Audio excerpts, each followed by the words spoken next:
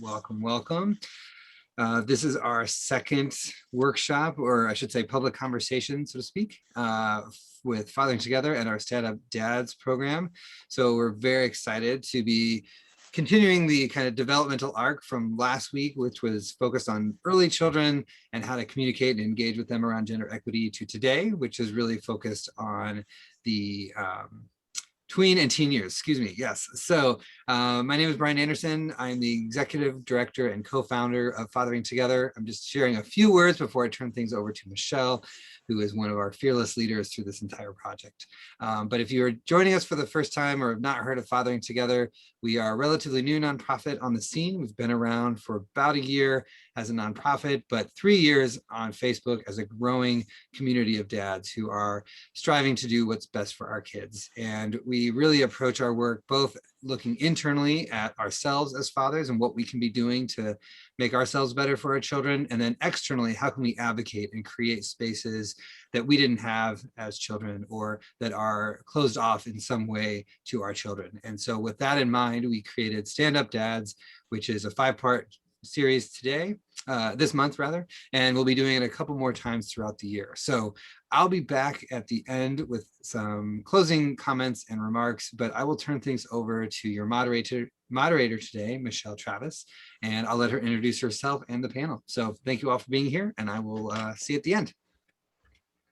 Thanks, Brian. Welcome, everyone. I'm Michelle Travis. I am a very proud board member of Fathering Together, and I am the mom of 2 teen daughters.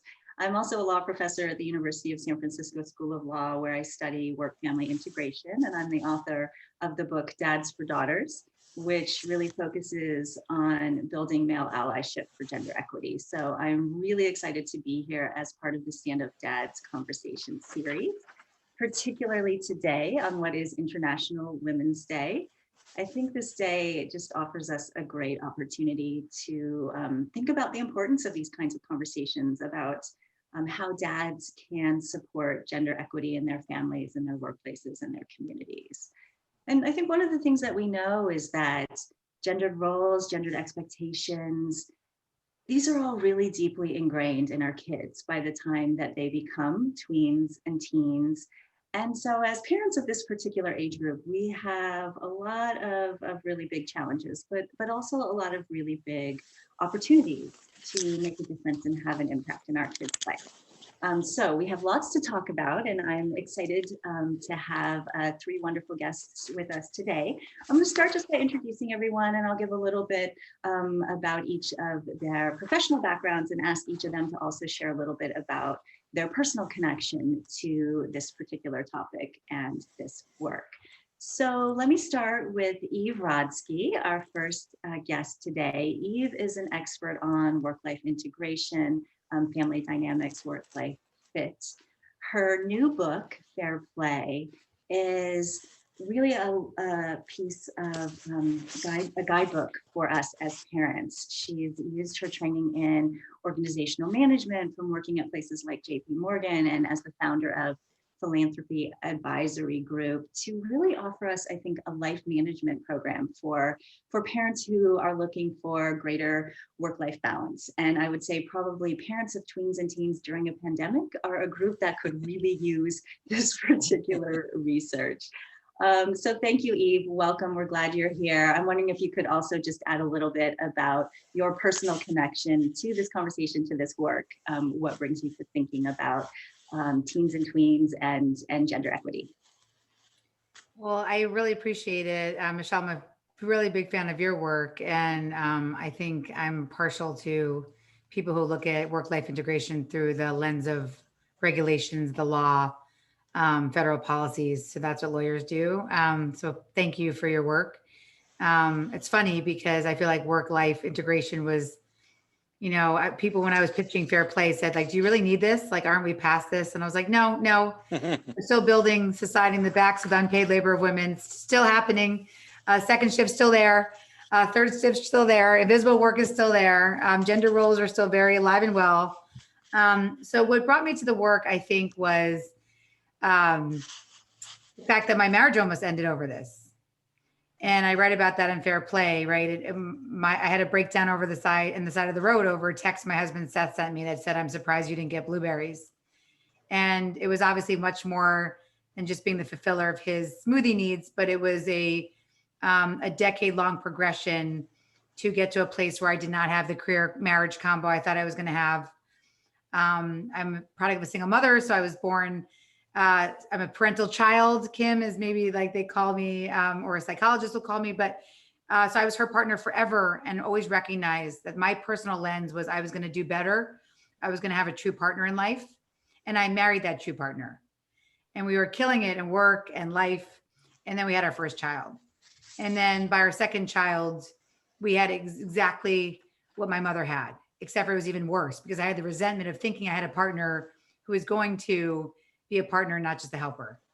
And so Fair Play started as a love letter to women to say you're not alone. Private lives are public issues. And the home is really dangerous because I had a man in White Plains tell me he divorced over a glue stick. I thought my marriage was ending over blueberries.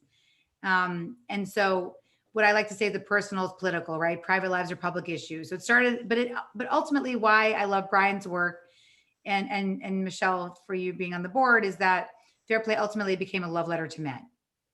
Because the number one thing men said to me in my journey of now thousands of data points is that, I'll use the organizational management term from the workplace, that a lot of men do not have psychological safety in the home, which means that they don't know their role. And often they can't get anything right in these crazy intensified parenting gender roles. So I started to look at those dynamics, and that's ultimately what led me to ask the fundamental question is what happens if we treat our home as our most important organization? I know we wouldn't be taking dogs out when they're right about to take a piss on the rug. I know we wouldn't be setting the table when we're hangry and we're cranky. I know we'd actually treat our homes with some respect and rigor. And that was serving couples of all gender orientations. And that's, so it came from my own life to then being on a quest of 9 years until we are here today. Thank you so much for sharing that journey, that ongoing journey. I suspect that resonates with a lot of the parents and partners that we work with at Fathering Together and that are here today. And that distinction between sort of the pre and post having kids and how that dynamic changes and works and our expectations. Thank you so much. Appreciate it. Glad that you're here. And our second panelist today is Joe Vess. Joe, welcome. Joe is really a global leader in engaging men in gender equality initiatives. He's currently serving as a fellow at Promundo, and his work has included educating men about preventing gender-based violence, advancing equality in post-conflict countries, and facilitating a variety of fatherhood groups. So welcome, Joe. Thank you for your work. And we'd love to hear a little bit about your personal connection. I know you're a dad as well. What brought you to this work and this conversation? Oh, thanks, Michelle. And I'm so happy to be here with everybody. What brought me to this conversation was, many years ago, a couple years after I graduated from college, I was somebody that I think had always considered myself to be pretty progressive. And as I, was kind of living my life and I was dating someone, and she was telling me about kind of being harassed when she was out running and the stuff that she was dealing with. And about the same time, I had a friend who told me about having been sexually assaulted. And here I was, somebody who, I thought, well, I don't do any of those things. Like I would never harass anyone or rape somebody. But I realized that me not doing any of those things was not making the world a better place necessarily, right? It was not changing the world. It was not preventing that from happening to other people. And that really spurred me to kind of look at ways where I could be involved in making the world a better place for everybody. And I particularly saw that as a man, there might be a role for me to play in having this conversation with other men about what healthy, positive gender norms look like, not just as they relate to violence, but around fatherhood, around sexual and reproductive health, all of that kind of thing. And that, of course, all acquired a new dimension after I had a child. And I don't have a teen or a tween. My son's 5 years old, but I'm playing the long game with him, right? I mean, I make decisions now thinking about, well, what kind of person is he going to be in 20 years, in 10 years, in 50 years, and how do I make sure that the decisions I make today ensure that he is a good teenager and is a good man, and all of those different things. And then I also had the privilege to spend many years working with teenagers and with service providers who work with teenagers, not just in the US, but all over the world. And I've seen some really, really incredible programs, and learned a lot from my colleagues and from the young men and sometimes women as well that they work with. So that's part of the perspective that I'm trying to bring today as well. Thank you. Thank you so much. And just for the years of work that you've put into these issues. I think having men's voices leading this conversation about healthy and positive gender norms, as you said, is so important. It's really about partnering together as men and women, as moms and dads on these issues. So thank you. Look forward to hearing some of your insights. Appreciate it. Thanks. And third, we have Kimberly Wolfe.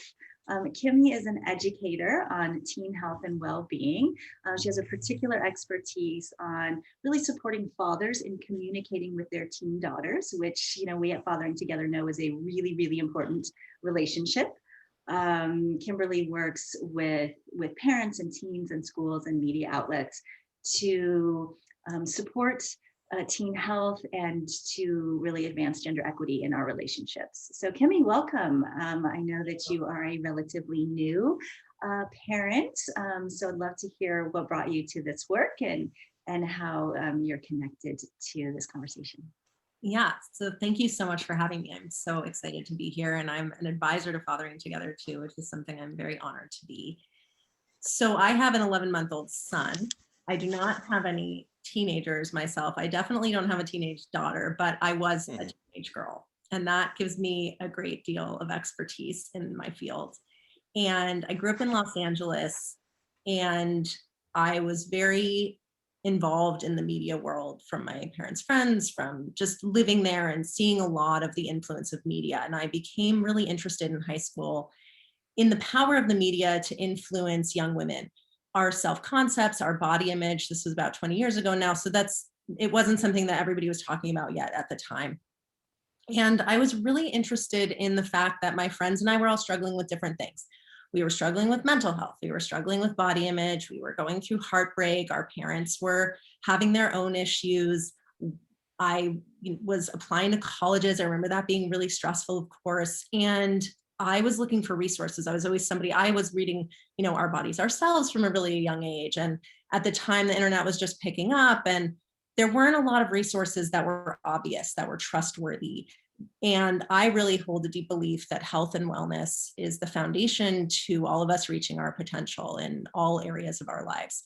So I went to college and I studied girls' health, and I began teaching sex ed 20 years later. It's still a great love of mine, and it's evolved. I now teach love education and relational communication to adolescents, and then I teach parents how to do that as well.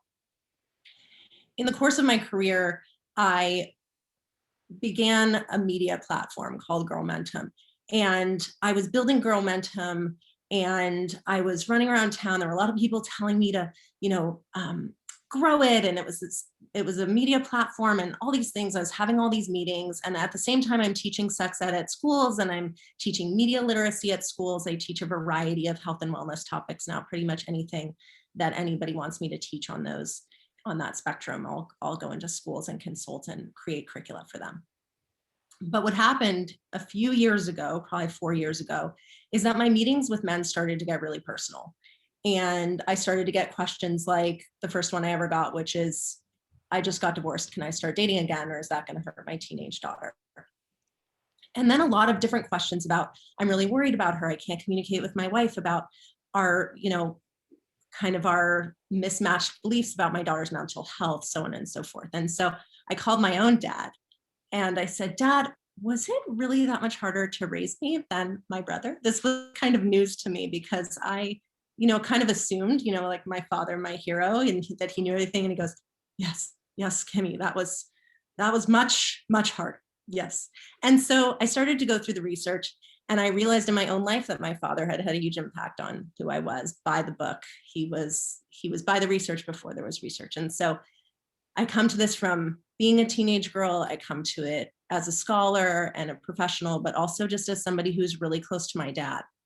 And I want to help facilitate those relationships. I think it's so important.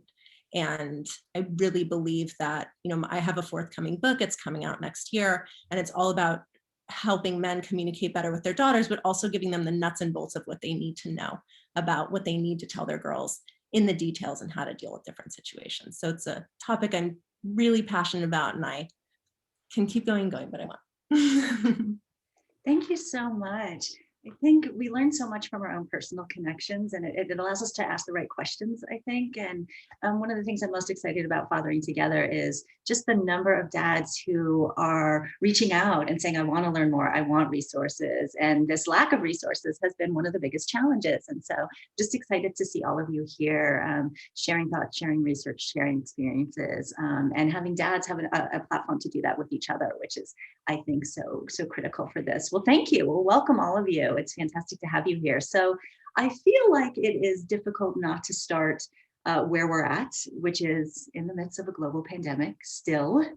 So I wondered if we could start by actually just maybe talking about what you've learned about gender and gendered experiences through your own family's experience with the pandemic, or what advice you might give to dads about how they might use this particular moment to be thinking and understanding about gender more. I mean, we know that the pandemic has had a disproportionate impact on women. Millions of moms are leaving the workforce. But on the flip side, we've also seen many dads working remotely, or dads who have lost their work, who are spending more time than ever with their tweens and teens, which gives this really unique opportunity for dads to kind of see work-life integration in a very different way. So what lessons have you learned from your own family experience, or advice you might give to dads about how to make the most of the pandemic as a learning and growth opportunity as you're helping your tweens and teens through this uniquely challenging time? Eve, I'd love to start with you, given all your research on family dynamics. This is a moment where family dynamics have really shifted. So I'd love to start with you and hear your thoughts. Well, I appreciate that, because it's a great question. I think about this woman who reached out during the pandemic and said, I was very resistant to your messages about inviting men into childcare and housework. But then I realized, my 3 daughters are watching me. So while I'm okay doing it all, I'm actually not okay having them watch me do it all.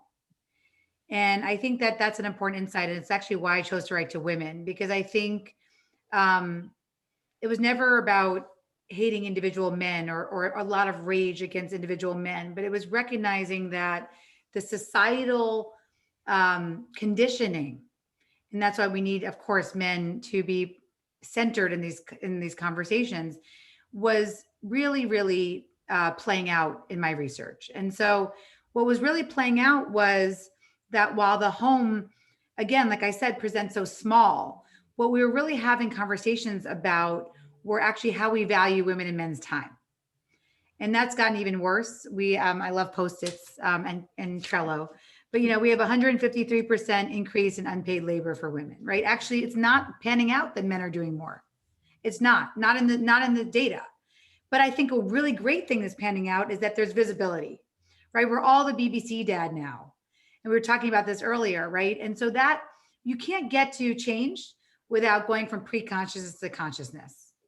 But how can you go to change if we've been conditioned for 40 years, or for me, 44 years in these patterns?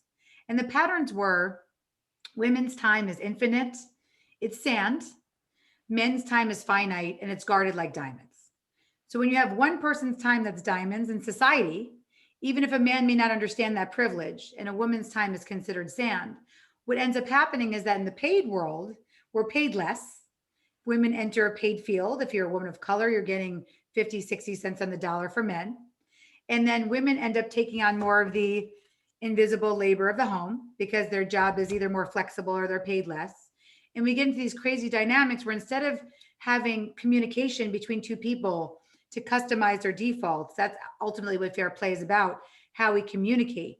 What ends up happening is money and gender roles become the substitute for communication.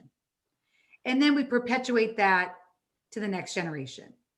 And so at the end of the day, what I'm still seeing is we're at visibility, but to get to change is to recognize that at the end of the day, yes, you'll get to who takes out the garbage liner. And that's extremely important. Seth putting the garbage liner back in was what saved my marriage. That's the vow. The garbage vow saved my marriage. But the bigger issue, right, is about time choice. It was when Seth finally understood, and this was before the pandemic, but it really changed my mental health in the pandemic, that when he had 4 hours to check SportsCenter and finish a PowerPoint deck and work out after our kids went to bed, whereas I was doing things in service of our household till my head hit the pillow, that fundamentally that was unfair. And so when I came to him with that approach and said, I need more time choice.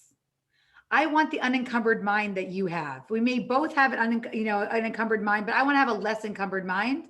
And that's going to require us you not being my helper, but being my partner with a full ownership mindset over things in the house. And I will trust you. My accountability and trust is to let you do those things and for you to carry through your mistakes and for me not to be stalking you over how often you take out the garbage, but that we come to a minimum standard of care together about the things we value as a family. And that requires communicating. And so that's what I'm seeing is the biggest hurdle right now in the pandemic is so many people. I reached out to a whole group of women, 27,000 member Facebook group. It's not as good as Fathering Together. It's the opposite. It's a Facebook group that's called The Reasons I Hate My Husband and Kids During COVID. And a woman posted, if my husband dies during COVID, it won't be because of the disease. It'll be because of me. So I reached out to her and said, I'm a researcher. How do you communicate with your partner? And she said, I don't. This is my safe space. So I just want to reflect on the fact that publicly threatening to murder your partner is a safe space because of conditioning. We've all, as women, been taught not to use our voices. And so then we use it in these passive aggressive ways that then cascade. And that's what Daniel Carson talks about. He's a researcher who shows that actually because of our gender roles, women's communication sets the patterns for how men help with childcare and housework. That's just the way it is. And so that's what I'm learning. I'm learning that we're at visibility, but we're not at things changing yet in terms of childcare and housework per se, in terms of the time journals. And I think ultimately it's that hurdle around how we value each other's time. And then ultimately how we substitute communication for those expectations based on either money or societal roles. Yeah, thank you so much. I think the concept of societal conditioning is so powerful as the starting place for this conversation and time and valuing of time. And I love how you said gender roles become the substitutes if we don't have communication. And I'm already starting to hearing this theme about communication being such a key part of this. And because of societal conditioning, it's so much harder than we think it is. And it has to be an active, conscious, daily process. So thank you for helping start that piece so that we can move from visibility to real change. Appreciate that. Joe, did you want to add? Yeah, I want to be the bad cop for a second.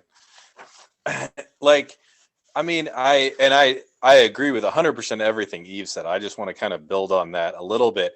But at this, I acknowledge that as a lot of men, we haven't necessarily had good role models for like how we can be better, how we can be engaged in housework and stuff like that. But at the same time, I feel like we got to hold men accountable for not doing that. I mean, at a certain point, oblivious cannot be an excuse.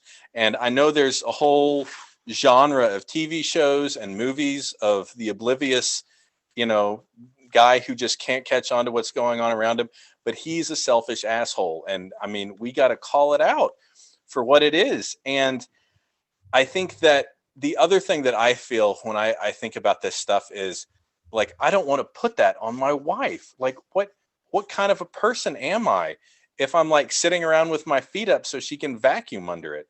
I mean, it's when we know that from the research that men want like equitable partnerships and they want positive partnerships.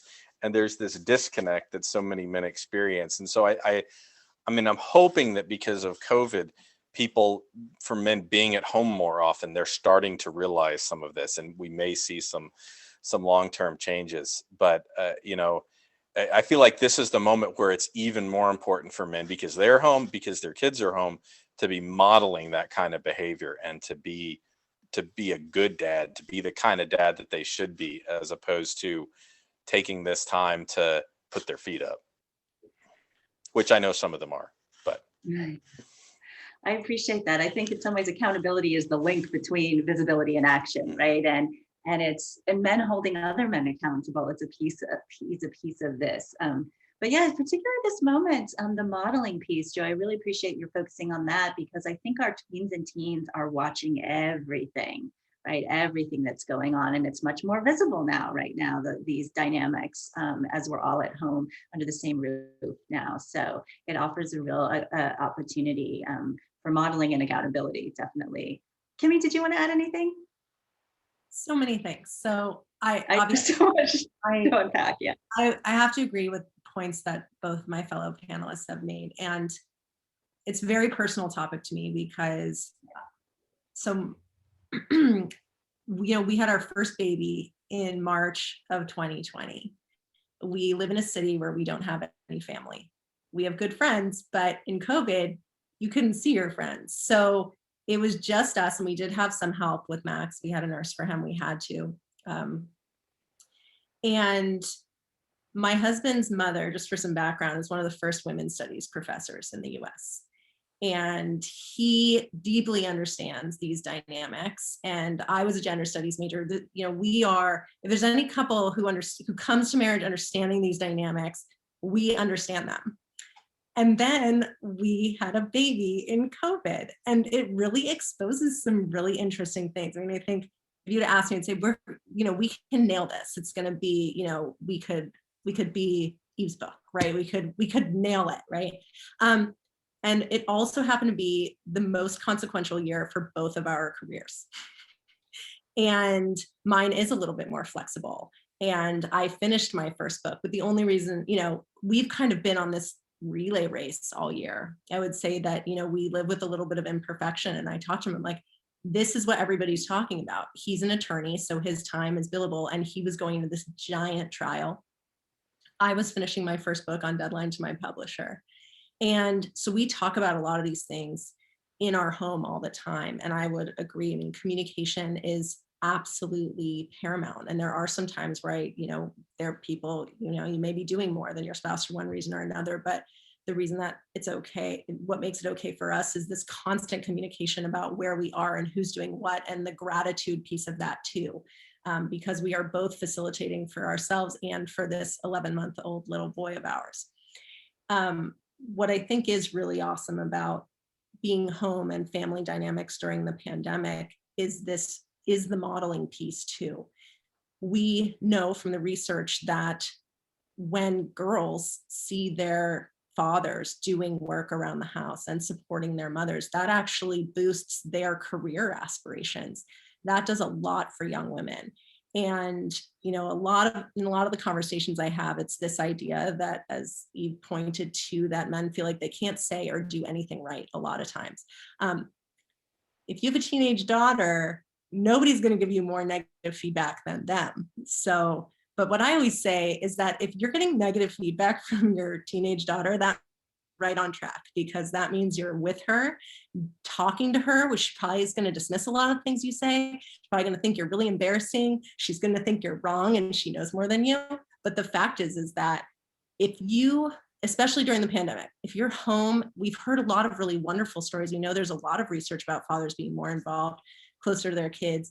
But I would say to the fathers who are home not feeling successful or not feeling necessarily connected, know that, perhaps there are things that people can all improve, but if people are home, if they are modeling good behaviors, if they are in there, I always say, if you're in your daughter's face, talking to her about the stuff that matters, then that will go a long way, even if it's not perfect. Yeah, that's great to know too, because I think, engagement is difficult, and it feels difficult along the way, and it's not an easy path. But it has a payoff. So it's good to hear that. The other piece of the pandemic, in addition to kind of thinking about, modeling and all these roles and the difference in our family dynamics changing so dramatically in some ways, and visibility into all of this unpaid labor and time. The other piece that we've been seeing with tweens and teens in particular is increased stresses around mental health from the pandemic and from the isolation. And we see tweens and teens reporting greater levels of depression and anxiety and stress and isolation. And so I'm wondering what advice we might have for dads in particular about engaging in conversations and learning how to support their teens and tweens. We don't maybe not think about this as a gender issue or a gender equity issue, but I think we all have very much gendered expectations and gendered reactions to mental health, right? We might demand more stoicism from our boys. Dads might have been taught not to talk about their own emotions, so engaging in conversations around mental health might be more challenging for some. So gender is a piece of this mental health picture. Kimberly, I'd like to start with you and then move to Eve and Joe, just given your work with teen mental health, thinking about the unique challenges of the pandemic. What advice might you give to dads about how to support teens and tweens through this particularly isolating and difficult time? It is absolutely an isolating and difficult time for them. They are suffering. Anecdotally, and what I can say just in my own experience is, younger kids are also suffering. But when we're talking about teens and tweens, we're talking about a group of people who are coming into young adulthood. And we look at them and still think like, oh, they're young and they're, they have a lot to learn or they're immature. To them, if we think back to when we were in seventh, especially seventh forward, 7th to 12th grade, we knew the world. We knew who we were, that as far as we knew. And our experiences were real to us, and they were adults and they were mature.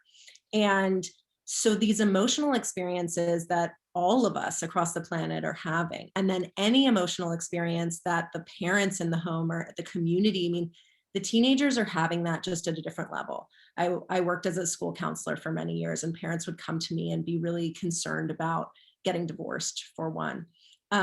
If parents are getting divorced, if they're stressed, kids are having their own experience of that. And what I think makes this time particularly difficult for tweens and teens is that they're coming into this consciousness, but this is still a huge portion of their life. Those of us who are older, this is a couple years. It's really difficult. We know that it's really hard, but we're going to get through it. And we've been through other things.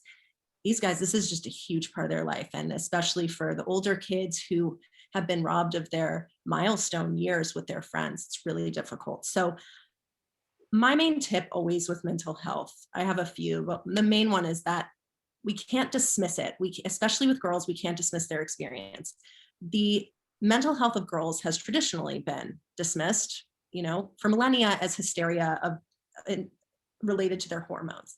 And, that's an obvious one. In fact, sometimes that does have to do with it, and stress will exacerbate the hormonal reactions that cause, difficult emotional experiences.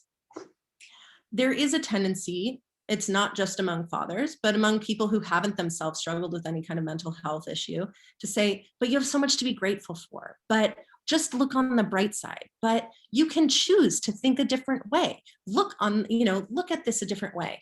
In fact, what we want to do is meet teenagers and tweens where they are, and know that if they are experiencing something, if they're telling us that, that's one way to know. If we see a behavior change in them, that's another way. In terms of what to say and how to address it, I, as a mental health professional myself, really believe that it's important to speak with school counselors, really get into the nuts and bolts, get educated, talk to people who know your kids, see if they're seeing things that you're seeing as well. Look at trusted resources. I really like the Child Mind Institute out of New York. They have a fantastic comprehensive website that's really accessible. I totally trust their resources. One of their experts is going to be featured in my book. And then approach the conversations gently, but with guidance. Everybody is different, but what I say above all is don't dismiss those experiences. Also, if if a child is really suffering with a mental health challenge, there is so much to be done. So don't just let it slide. And the earlier that there's an intervention, the earlier that somebody gets help for their child, the better off they're going to be. Oftentimes it's pretty not easy, but it can take not a super long time to untangle and then give a child tools that they're going to need their whole life. As we know, managing mental health is a lifelong thing, particularly when we are faced with an almost 2-year pandemic, by the time it's all over. So those would be my main tips for that. Thank you. Thank you so much. I think just starting from not dismissing the experience, no matter, and we all look at sort of relative to others that I think it's easy for us to say things are okay for us relative to others, but that often leads to that kind of not actually meeting them where they're at, I think was a phrase that you used that I think is very powerful for me. And thank you for sharing the resources as well. Child Mind Institute. We're going to be gathering some resources on the Fathering Together website and some concrete action items afterwards. So we'll be sure to include that and share that. I think knowing as a parent that you're not alone in this journey and that there are resources available now, I think is a really important piece of the ability to engage as well. So thank you. Eve, did you want to add to thoughts about supporting tween and teen mental health? Yeah, I look at it through the lens of the parent, obviously the gender division of labor. And so a good companion book to Fair Play, I always say, is Julia Lythcott-Hames's book, How to Raise an Adult, right? Because what she says, and again, it's very similar to what my findings were for Fair Play, that you will your kid into Stanford, you can get them in, but they're not going to stay there, right? And so part of, to me, it's a little bit of both. It's a key. It's back to the accountability, seeing themselves as a accountable partner in your home, along with intrinsic motivation, right? So I think the problem with Pinterest parenting and all this, these excessive expectations, is that we all want the banner in front of Instagram of our child getting into Harvard, but is that what they really want? And so that's intrinsic motivation. But the other piece about the doing is Professor Hames talks about how, kids get to Stanford, they've never made their own dentist appointment. They've never been able to ask for mental health because their parents have made that appointment. So what I say, starting at 4, my kids are in this Fair Play mindset of the ownership mindset. So my 9-year-old son the other day saw someone posted that their daughter was helping them fold laundry. And he said to me, well, that's a terrible idea because she's just going to be controlled by her mother. She's going to forget. How about just owning a laundry load from start to finish, from the secret oils that go in the drawer? He means like the fabric softener and all the way to setting the timer because it has to come out. And then you have to set another timer because otherwise it's going to get wrinkled. And then it has to go back in its home. Right. So that ownership mindset, which I call a conception to planning to execution, is not how we treat our kids, nor do we treat our hetero cisgender men that way. Right. Men, we ask them to come in, go pick up the mustard, Joe. Oh, Jesus, you brought the wrong type of mustard home. Right. It's not a good dynamic. And so I think for kids, and so my son, who's just turned 12, I said to him this year, I have lots of different cards, right? You're going to hold the medical and healthy living card for yourself. I'm going to give you a planner. You're going to have the names of your doctors and your dentists. You're going to find out how long it takes to schedule your appointments. But how many 12-year-olds are scheduling their own dentist and doctor's appointments? I'm going to tell you not that many in my research, or any at all. And so for Zach to take that on, he said, well, that's a lot of stuff. I have to know when I'm going to be out of school in the afternoon. And what if I have Taekwondo? And what if the person at the front desk doesn't know I don't know my social security number? I said, well, great news. That's all the stuff that's in my head that I want to take out of my head and put on your head. It lightens my mental load, and you treating my time as diamonds, and you also get to adults. And so I think those are the types of conversations, that ownership mindset. I think about that all the time, about what happens when you are a true, and life is not always happy. I think what Kimmy said is so important, that, this whole like gratitude journaling yourself to death, like what is positive psychology? I find it extremely offensive. It's highly privileged. It's also not fundamentally true in many cases. Their studies are, I love Martin Seligman, he's fine. But I will say that it's a much more nuanced definition. And Dr. Lisa D'Amour, I go with her definition, which is the true definition of mental health is having the appropriate emotion at the appropriate time and the strength to weather it. And so to me, part of that ownership mindset is the tools of the strength to weather it. I don't want my kids to be happy all the time. Because ultimately, like you said, when you go through a 2-year pandemic, they're going to collapse. So I think that's how I look at it. I look at through the lens of that ownership mindset, because I think it could be really helpful in how we teach kids to model adulthood, as Joe was saying earlier. Yeah, thank you. This ownership mindset seems like such a powerful tool related to long-term mental health, right? The ability to allow kids to weather storms, to be resilient, to feel in control. And so that seems very powerful to me. I think it, and I'm very much a fan of Julia Lythcott-Haines's book as well. I think it might have been her or others who said that this, especially this period of tweens to teens that you're talking about, Eve, is this time when you actually want to get your kids to fire you as their manager and to rehire you as their consultant, right? But the firing part is difficult for all of us to do, right? We want that to happen. And how you link that to long-term mental health, I think is really, really powerful, because I think we often talk about these as really two different kinds of things. And but resilience and mental health are things that I think go hand in hand. So thank you.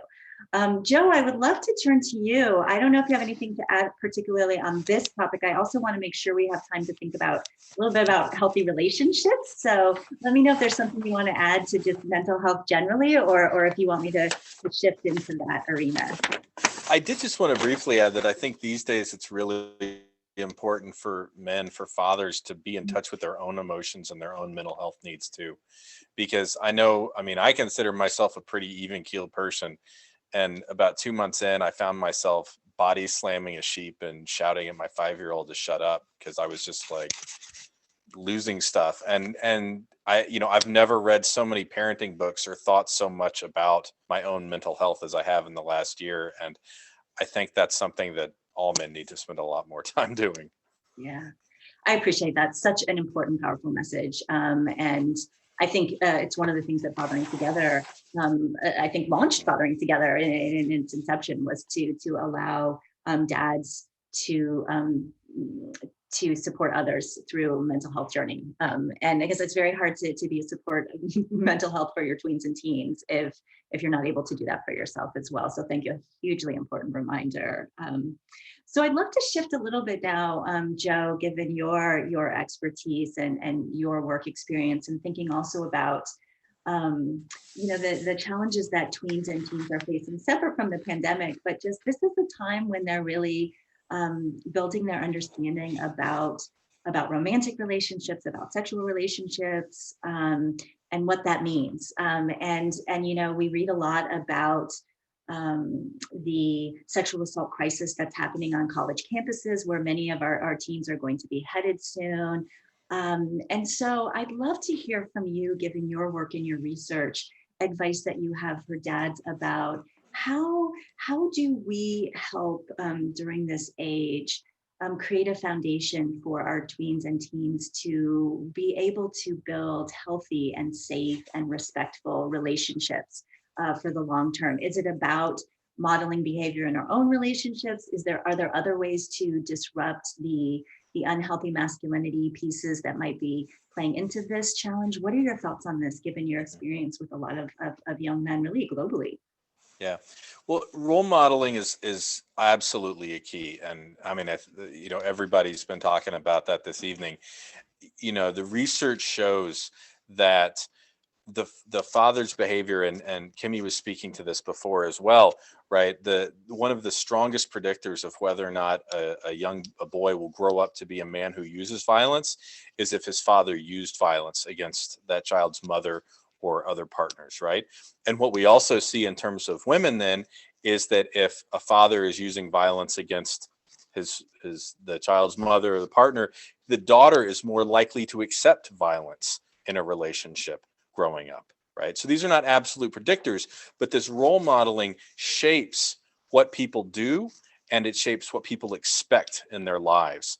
and things like that. And that's, again, one of those things that needs to start at birth, right? If you've only started doing this when your child's a teenager, then it's not necessarily too late. I mean, better late than never, but you want to start as early as possible.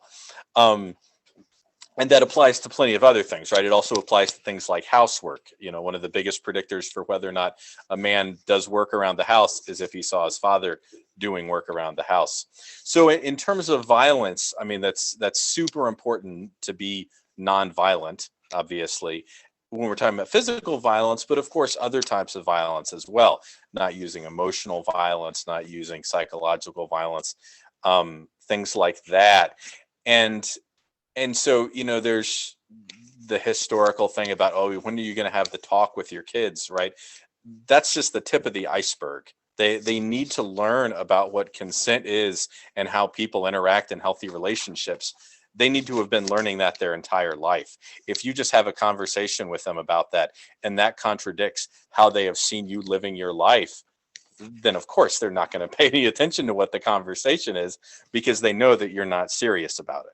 You know, the kids aren't stupid. They understand that, and that's not going to override something like that. And so then the second part, though, that I think is really important that we really don't get into enough. I mean, because when I talked about my story about being nonviolent, like, that's great, but that's not enough. That's not going to change it. That's not going to make anyone else's life safer.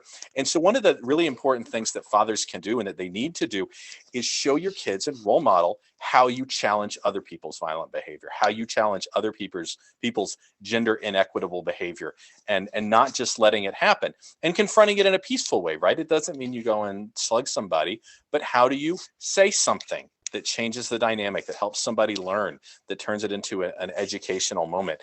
And when we think about, you know, kids leaving home, going to college, being in situations where we know there's a lot of sexual assault and gender-based violence happening, you know, I want my son, when he goes to college, I mean, I'm pretty confident he's not going to be raping anybody, because I know he's going to have been learning that for a long time. But I want him to be the person who steps up when he sees that or any other kind of gender equitable behavior, and says something and does something to change that dynamic. And the thing that I think fathers sometimes, and I think we all do this, you know, I think, Kimmy, you were talking about, you know, engaging with your kid even when they're criticizing you, right? And understanding that the engagement is what really matters there. It's hard to remember what it's hard to recognize, I think, that kids see everything, and we don't always know what they're going to remember. And, you know, there was a time I remember when I was about 16 years old, and the church that we went to had invited some homophobic pastor or whatever to give some talk after church.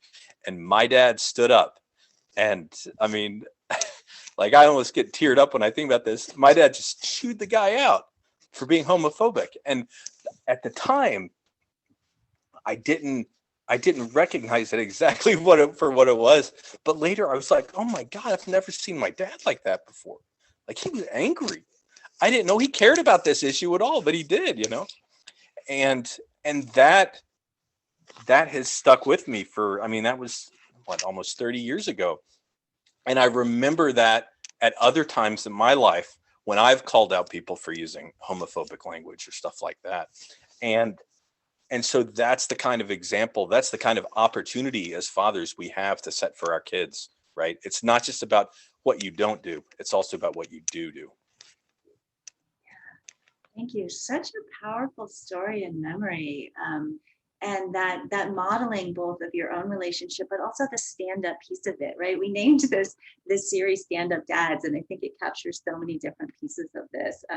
You know, I often talk about allyship as a verb. Allyship has to be a verb, not just a noun. And that's, I think, what you're capturing so powerfully here. Thank you. Kimmy, do you want to add? I mean, I know particularly there's the modeling piece, and then there's the communication piece, which I know you've worked on a lot. About dads having conversations with their kids about this explicit, right? There's the showing, the doing, the observing, and then, you know, the engaging in conversations is another piece of that. I'd love to hear your thoughts on that. Sure. So one thing I would add is that, you know, the stand-up piece is so important. And you were able to see your father do that, which was such a unique experience. I think coming home and also saying what fathers have done, I mean, parents of all genders, what have you done in your life outside the home to create a more equitable world? How do you build people of different genders up? How do you stand up for other people and articulate that? It's one of those things where maybe a lot of times the kids aren't going to listen, but maybe, I always say they may not listen to you, but they can hear you. So at some point they're going to hear you, and then they're also going to listen to you. And so I'm a big fan of just keeping those conversations going and going and going. It's like Joe said, you can't just have one conversation and then not have that conversation, match with who you are and how you live. You also can't just have one conversation. I always say the talk is dead. It's dead. You have to have many talks over time, and the kids have to hear it over and over and over and over again. My own dad was actually really awesome at that. I used to just think he was repeating himself, but in fact, his messages resonated. And so it seems like he was taking the right road.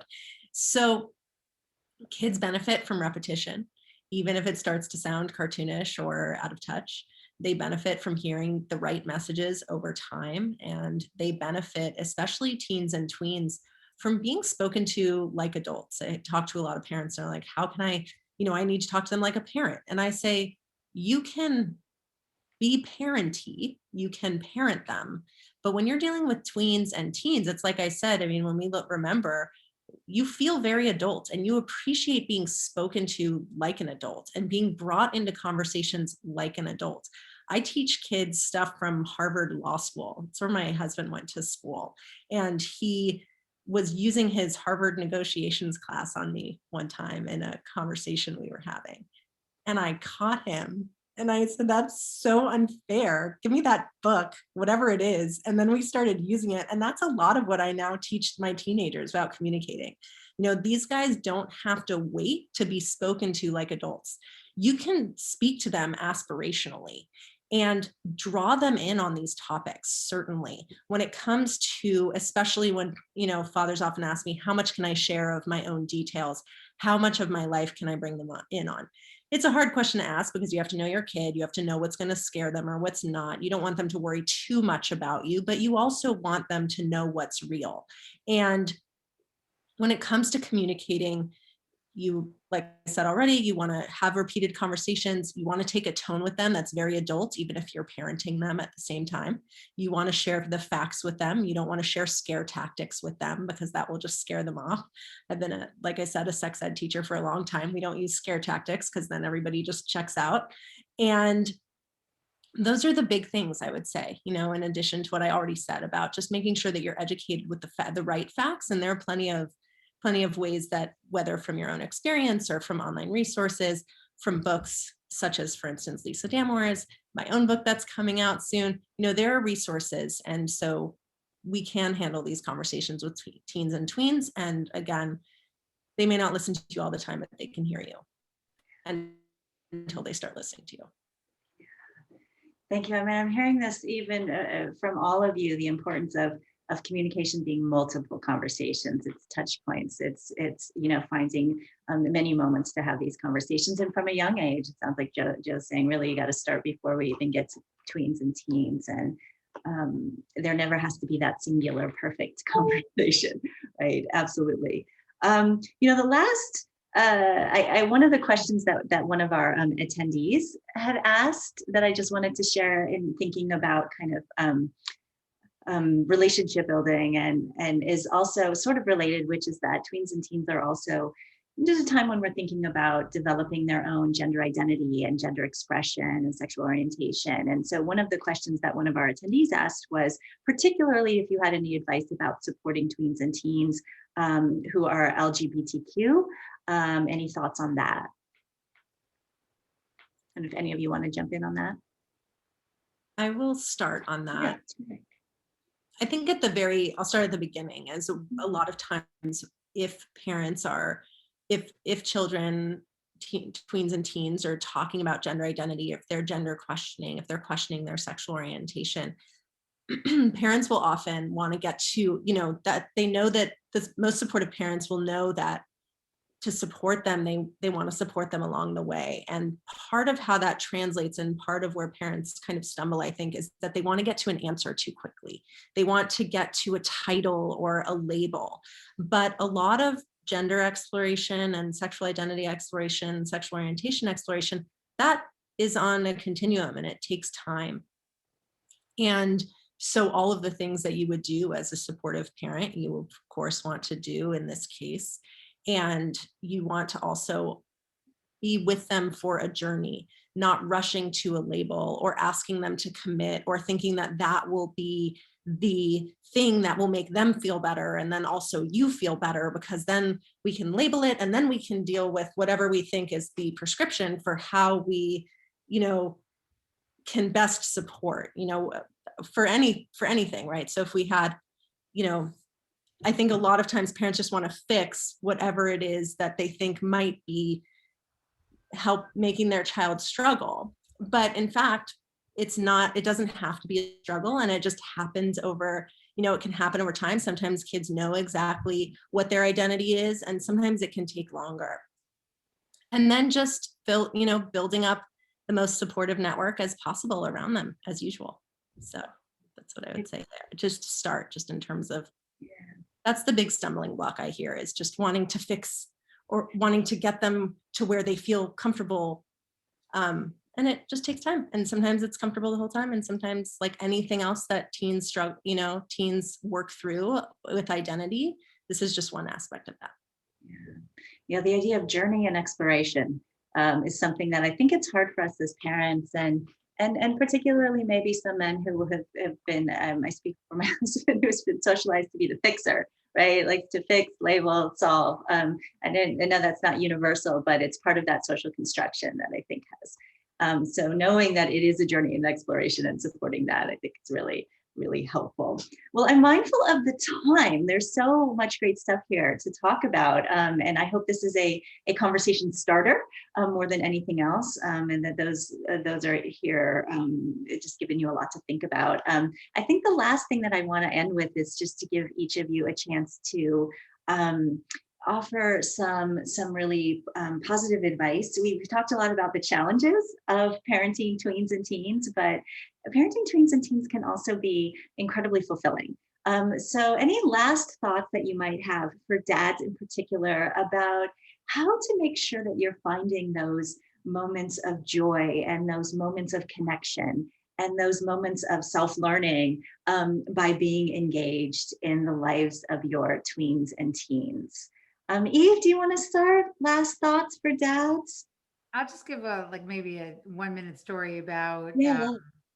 this couple. And I remember they were starting to think about inviting him into the home more to be a more active partner. And so one of the things he took on, or he was telling me he was an early fair play beta tester, was that he was going to take over magical beings.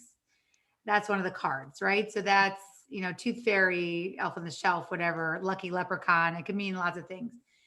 And so he forgets to put the money under the pillow.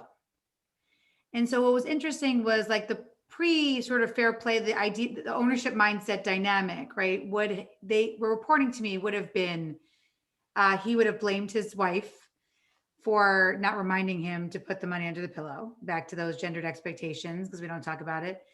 And then she would have said, I'll never trust you again to be anything important to my kids, right? But in this new world, what happened was he was in charge. That was already negotiated. So he was able to own his mistake and say, I fucked up. I wasn't the tooth fairy I was supposed to put the money under. It's not your responsibility, and I'll own it. So he reports back to me that he emails toothfairy@gmail.com. And this is really creepy, but he gets a response. There's actually someone who answers that email.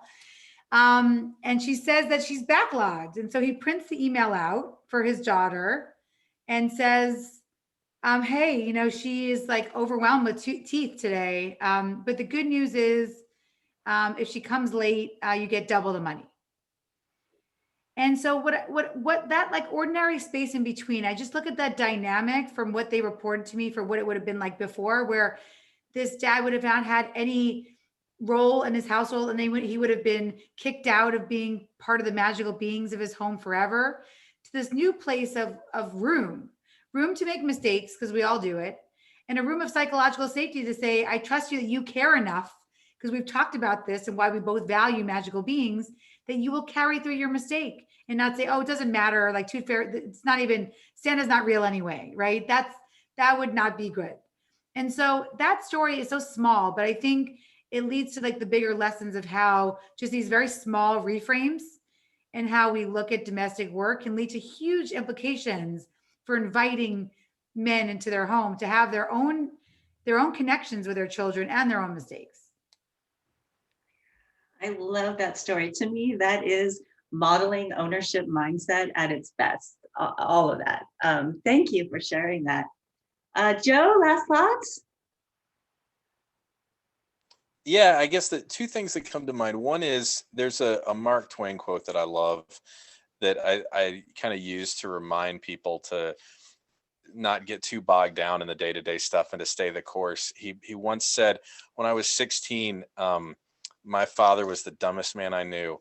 And by the time I was 21, I couldn't believe how much the old man had learned. And so, you know, as teenagers, we don't appreciate our parents and we don't appreciate what they know and what they do for us. But I think for the vast majority of people, we figure it out in the end. And we just have to keep doing the right thing while we're parents and recognize that it's gonna pay off in the end. And then the second thing, I was at a conference years ago, and there's a brilliant guy named Ron Mincy who teaches at Columbia, who's done an incredible amount of research around fatherhood. And he was given a keynote, and he said, when he talks about fatherhood, the thing that comes to mind the most for him is sacrifice, and that men have to kind of understand how to sacrifice in a way that they may not have understood before. And in a sense, I mean, it's definitely true. But I think there's a positive side to that as well, in that in fatherhood, we can begin to let go of stuff that maybe we didn't let go of, or we didn't want to let go of, or we didn't know how to let go of before. And when it comes to spending time with your kids instead of going to work on the weekend or stuff like that, I mean, you know, as fathers, we have a chance to say, you know, I'm not going to do that. Maybe I can put off that promotion for one more year, or maybe they don't really need me this weekend. And on the one sense, that's a blow maybe to my professional understanding of myself that I'm needed. But on the other hand, that's a chance for me to do something with my kid. And so I think that giving ourselves permission and finding ways to sacrifice something in one of our parts of our life so that we can be something more than we were for our children, I think is incredible. And so, you know, that idea of sacrifice doesn't just have to be a kind of a negative sense of what am I losing, but there's also a big piece of what am I gaining when I do that. Yeah, I appreciate that. Thank you, Joe. Kimberly, last thoughts? I think I would just say that what fathers do really does matter. And sometimes it's not going to feel that way. And sometimes it's going to feel hard. And again, I think communication, as Eve and Joe, we've all been talking about, is so important. Communicating, you know, starting with yourself. What do you need? Being in touch with that. What is your emotional experience of what's going on? And what is the actionable path forward? And, you know, in your home and beyond, in order to create a fulfilling experience for yourself and your family. And when it comes to teens and tweens, we know they are watching, like we've said. And even if you are imperfect or you feel like you've had failures, you have wisdom and you are setting an example. And all of that is really important. Thank you, Kimmy. I appreciate that. I'm going to take with me something you said earlier, which is they may not listen, our tweens and teens, but they will hear. And I think that really speaks to the power of this relationship. So thank you, Joe. Thank you, Kimmy. Thank you, Eve. Really appreciate all the guidance and thoughts and insights that you've shared. I'd love to have, I think, Brian jump back on just to say a final thanks from Fathering Together. Yes, and my cohort is here with me again. But yes, thank you from Fathering Together. Thank you to our sponsors, Susie and My Classroom Party, both of whom really are helping us out with this to provide these for free to all of you. Okay, they saw. We're about to start bedtimes, but appreciate you all. Stop it. Okay, Michelle, and thank you again to our panelists, Joe and Eve and Kimberly. Really, I was jotting tons of notes. We're going to add more to our resource list. The two of them were asking so many questions based on what they were hearing, but I appreciate so much what you all had to say. And it's, even though I co-founded Fathering Together, it doesn't mean I know all the answers. And so there's some great reminders for myself and many of our panelists, or many of the people that attended as well. So appreciate you all. Check us out at fatheringtogether.org/gender conversations. And if you want to register for next week, the focus is on work-life integration, and we've got 3 more great panelists joining us, and I'll be moderating that one. So again, thank you all so very, very much, and we will see you next week. Bye. Bye. Bye. Bye. Thanks, everyone.